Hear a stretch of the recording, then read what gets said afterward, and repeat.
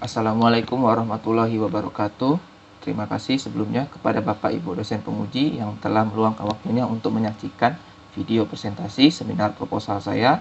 Dan juga terima kasih kepada Bapak Ibu pembimbing, yaitu Bapak Muhammad Ihsan Kabullah, SIP MPA selaku pembimbing 1, dan Ibu Nila Wahyuni SAP MAP selaku pembimbing 2, yang telah membimbing saya dalam penulisan proposal hingga sampai pada tahap ini.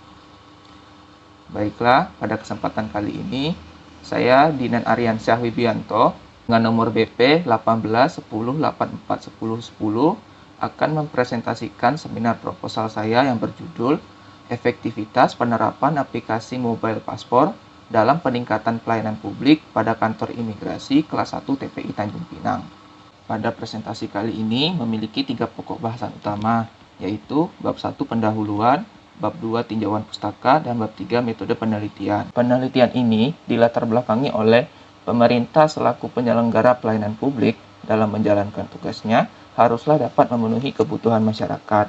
Karena tujuan utama dari pelayanan publik adalah untuk memenuhi kebutuhan dasar dan kesejahteraan masyarakat, sebagaimana yang diatur dalam Undang-Undang Nomor 25 Tahun 2009 tentang Pelayanan Publik.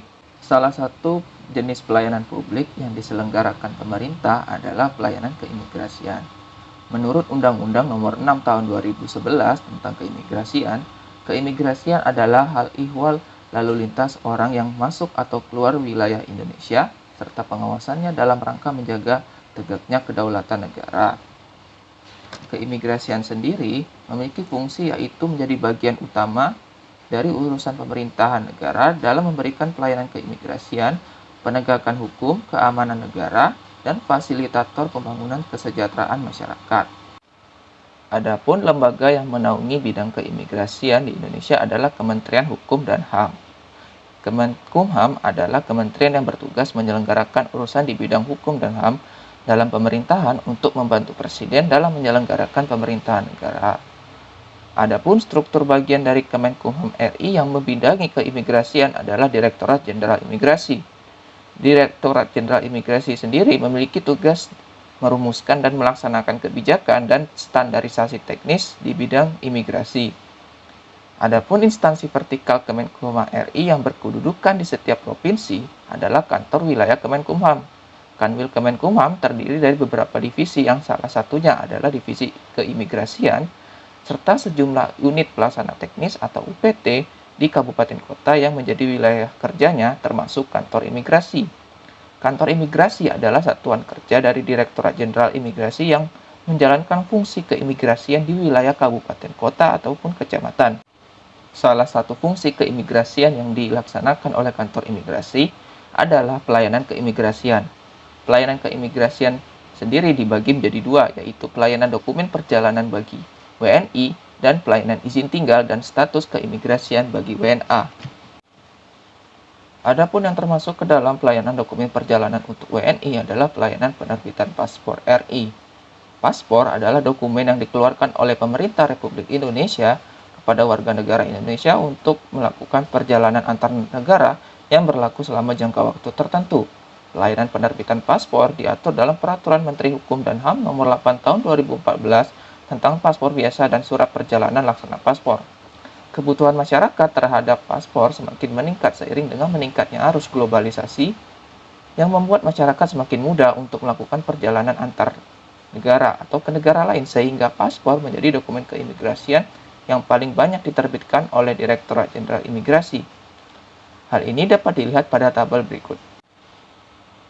Pada tabel tersebut terlihat bahwa jumlah paspor yang diterbitkan oleh Direktorat Jenderal Imigrasi pada 3 tahun terakhir melebihi dari penerbitan dokumen lainnya seperti visa, ITK, ITAS, dan ITAP, di mana paspor yang diterbitkan pada tahun 2020 sebanyak 1,3 juta pieces, kemudian tahun 2021 mengalami penurunan menjadi 1 juta pieces dan mengalami peningkatan menjadi 3,8 juta pieces pada tahun 2022. Direktorat Jenderal Imigrasi sebagai leading sektor keimigrasian di Indonesia juga dituntut untuk membuat suatu inovasi layanan publik sebagai langkah efektif dalam menghadirkan pelayanan paspor yang prima dengan pemanfaatan kemajuan teknologi dalam proses pemerintahannya.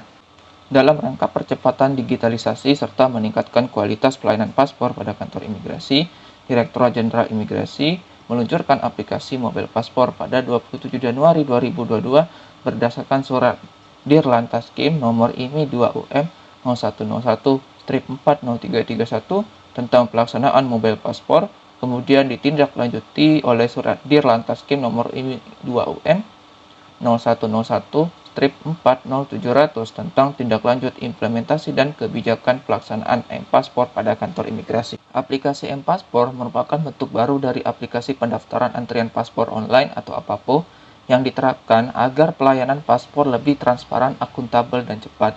Kehadiran aplikasi M-Paspor ditujukan untuk memberikan kemudahan kepada masyarakat dalam proses penerbitan paspor. Aplikasi ini dapat diunduh secara gratis melalui Google Play Store ataupun Apple App Store. M-Paspor dapat digunakan oleh masyarakat dalam pengajuan permohonan paspor baru dan pergantian paspor habis berlaku secara online di kantor imigrasi. Namun, untuk pergantian paspor rusak ataupun hilang, ataupun perubahan data tidak dapat dilakukan melalui M-Paspor, tetapi harus datang langsung atau walk-in ke kantor imigrasi. Selanjutnya, alasan pemilihan lokus.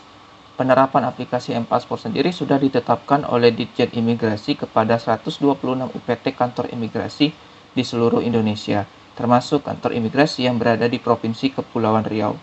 Kepulauan Riau sendiri merupakan provinsi di Indonesia yang secara letak geografis berbatasan langsung dengan negara Malaysia dan Singapura, yang menyebabkan wilayah tersebut sangat strategis terhadap arus lalu lintas orang yang keluar ataupun masuk ke wilayah Indonesia, sehingga keberadaan kantor imigrasi sangat diperlukan dalam rangka menjaga kedaulatan negara Indonesia. Terdapat 8 kantor imigrasi yang tersebar pada 7 kabupaten kota di Provinsi Kepulauan Riau. Kantor imigrasi kelas 1 TPI Tanjung Pinang merupakan satu-satunya kantor imigrasi di Kepulauan Riau yang memiliki wilayah kerja lintas kabupaten kota yang terdiri dari kota Tanjung Pinang dan sebagian Kabupaten Bintan. Selanjutnya, kantor imigrasi kelas 1 TPI Tanjung Pinang menempati posisi kedua dengan jumlah penerbitan paspor dan realisasi PNBP dari penerbitan paspor tertinggi di Kepulauan Riau pada tahun 2021 dengan jumlah 3.296 pieces dengan PNBP sebesar 1,1 miliar dan tahun 2022 berjumlah 23.910 pieces dengan PNBP sebesar 8,9 miliar. Selanjutnya, kantor imigrasi kelas 1 TPI Tanjung Pinang berhasil meraih penghargaan dari Kementerian Pendayagunaan Aparatur Negara dan Reformasi Birokrasi atau Kemenpan RB sebagai unit penyelenggara pelayanan publik kategori pelayanan prima lingkup Kementerian Lembaga Khusus pada tahun 2022. Berikut adalah data penerbitan paspor dan realisasi PNBP dari penerbitan paspor di Kepulauan Riau pada tahun 2021 dan 2022. Pada tabel tersebut terlihat kantor imigrasi kelas 1 TPI Tanjung Pinang menempati posisi kedua setelah kantor imigrasi Batam dengan jumlah penerbitan paspor tertinggi, di mana pada tahun 2021 sebesar 3.296 dan 2022 sebesar 23.910 pieces.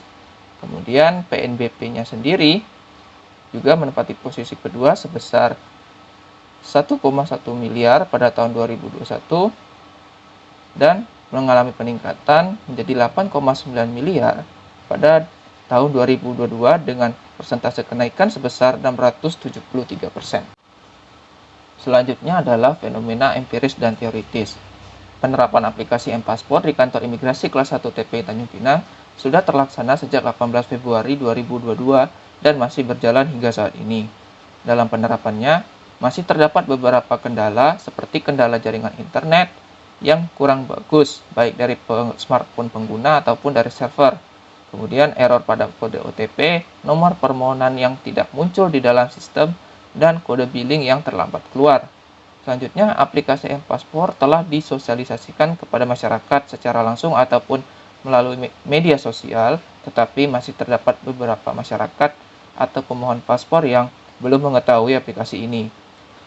Berikutnya, kurangnya pemahaman masyarakat atau pemohon paspor terhadap prosedur atau tata cara penggunaan aplikasi M-Paspor yang menyebabkan terjadinya kesalahan input data diri dan berkas persyaratan pemohon pada aplikasi M-Paspor. yang berpotensi membuat waktu penyelesaian permohonan paspor sendiri melebihi dari 4 hari kerja. Kemudian telah diadakannya pelatihan kepada pegawai kantor imigrasi kelas 1 TPI Tanjung Pinang dalam menunjang penerapan aplikasi M-Paspor. Selanjutnya, adapun rumusan masalah dalam penelitian ini yaitu bagaimana efektivitas penerapan aplikasi mobile paspor dalam peningkatan pelayanan publik pada kantor imigrasi kelas 1 TPI Tanjung Pinang. Tujuan penelitian ini dilakukan adalah untuk mendeskripsikan dan menganalisis efektivitas penerapan aplikasi mobile paspor dalam peningkatan pelayanan publik pada kantor imigrasi kelas 1 TPI Tanjung Pinang. Manfaat penelitian ini dibagi menjadi dua, yaitu manfaat teoritis dan manfaat praktis. Secara teoritis, hasil penelitian ini memberikan kontribusi dalam perkembangan ilmu administrasi publik, terutama konsentrasi manajemen publik, tentang efektivitas penerapan inovasi pelayanan publik sehingga diharapkan dapat menambah pengetahuan dan wawasan tambahan bagi mahasiswa administrasi publik lainnya. Selain itu juga dapat dijadikan sebagai referensi penelitian yang relevan dalam penelitian selanjutnya terkait dengan permasalahan penelitian ini. Penelitian ini secara praktis bermanfaat dalam memberikan gambaran nyata mengenai efektivitas penerapan aplikasi M-Paspor dalam peningkatan pelayanan publik pada kantor imigrasi kelas 1 TPI Tanjung Pinang. Hasil dari penelitian ini diharapkan mampu memberikan saran dan masukan serta informasi kepada kantor imigrasi kelas 1 TPI Tanjung Pinang dalam meningkatkan efektivitas penerapan aplikasi M-Paspor pada pelayanan penerbitan paspor kepada masyarakat. Selanjutnya, bab 2 tinjauan pustaka. Yang pertama, studi penelitian yang relevan. Pada penelitian ini terdapat 4 penelitian terdahulu yang relevan. Yang pertama, penelitian dari Muhammad Prawira Pakpahan pada tahun 2023 dengan judul Penerapan Inovasi Pelayanan Publik berbasis aplikasi M-Paspor di kantor imigrasi kelas 1 TPI Palembang. Kemudian, penelitian dari Fitri pada tahun 2023 dengan judul Inovasi Pelayanan Paspor Online melalui aplikasi M-Paspor di kantor imigrasi kelas 1 Tanjung Pinang. Selanjutnya, penelitian dari Mila Cantika dan Ivan Budi Susetyo pada tahun 2022 dengan judul Analisis Efektivitas Layanan Kependudukan dengan menggunakan aplikasi Alpukat Betawi di Kelurahan Johor Baru.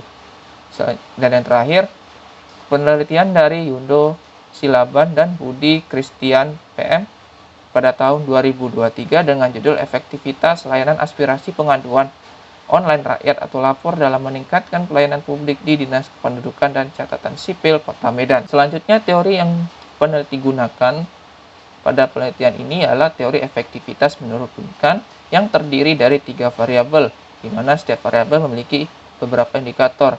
Variabel pertama, pencapaian tujuan yang memiliki 3 indikator, yaitu kurun waktu pelaksanaan, pencapaian sasaran, dan dasar hukum.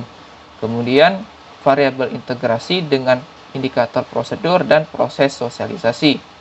Dan yang ketiga, variabel adaptasi dengan indikator peningkatan kemampuan dan sarana prasarana. Selanjutnya, skema pemikiran, definisi konsep, di mana pelayanan publik adalah suatu proses kegiatan yang menjadi tanggung jawab pemerintah selaku penyelenggara pelayanan publik dalam rangka memenuhi kebutuhan setiap warga negara dan penduduk terhadap pelayanan barang, jasa, dan pelayanan administratif sesuai dengan peraturan perundang-undangan demi tercapainya tujuan negara, yaitu menyejahterakan masyarakat dan meningkatkan kualitas hidup masyarakat. Yang kedua, efektivitas adalah upaya yang dilakukan dalam proses pencapaian tujuan suatu kegiatan di mana hasil yang diperoleh sesuai dengan tujuan yang telah ditetapkan sebelumnya. Yang ketiga, aplikasi M-Paspor adalah bentuk baru APAPO yang dapat digunakan oleh masyarakat dalam pengajuan permohonan paspor baru dan pergantian paspor habis berlaku secara online pada kantor imigrasi agar pelayanan paspor lebih transparan, akuntabel, dan cepat. Selanjutnya, definisi operasional yang dapat dilihat pada tabel berikut ini. Selanjutnya adalah bab 3, metode penelitian. Adapun pendekatan penelitian dan desain penelitian yang digunakan adalah pendekatan kualitatif dengan desain deskriptif. Selanjutnya, teknik pengumpulan data yang digunakan adalah wawancara, dokumentasi, dan observasi. Kemudian, teknik pemilihan informan pada penelitian ini adalah pervasive sampling. Kemudian, peranan peneliti adalah sebagai instrumen utama. Kemudian, proses penelitian ini berawal dari perumusan masalah, observasi awal, dan pencarian data awal penelitian. Kemudian unit analisis yaitu lembaga, dalam hal ini Kantor Imigrasi Kelas 1 TPI Tanjung Pinang. Kemudian teknik analisis data yang digunakan adalah teknik analisis data menurut Miles dan Huberman yang terdiri dari reduksi data, penyajian data, dan kesimpulan. Kemudian teknik keabsahan data yang digunakan adalah teknik triangulasi sumber. Sekian presentasi seminar proposal saya. Wabillahi taufiq wal hidayah. Wassalamualaikum warahmatullahi wabarakatuh.